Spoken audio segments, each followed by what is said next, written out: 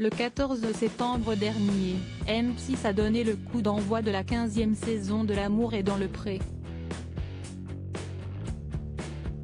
L'occasion pour les téléspectateurs de retrouver Karine Le Marchand quelques mois après la diffusion des portraits.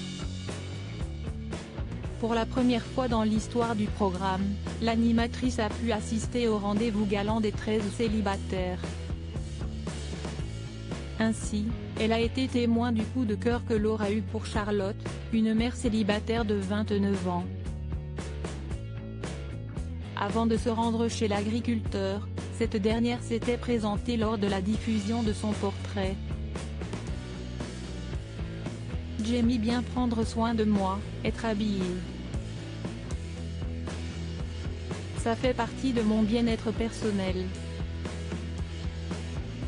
J'ai ce besoin d'avoir une maison propre et ordonnée, disait-elle.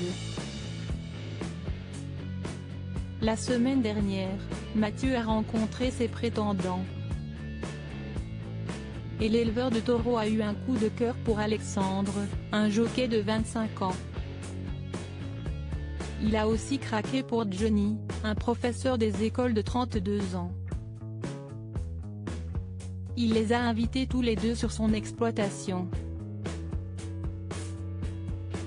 Des premiers pas que les téléspectateurs s'apprêtent à découvrir ce lundi 28 septembre lors de la diffusion de l'épisode 3 de L'amour est dans le pré sur M6. Merci pour ce doux commentaire. Oui. Le passage de Mathieu dans L'amour est dans le pré n'a pas manqué de faire réagir les internautes. Si certains ne pensent pas que son coup de cœur avec Alexandre va aboutir à quelque chose de sérieux, une internaute a exprimé sa peur quant au profil de Mathieu. J'ai peur qu'il soit un pervers narcissique.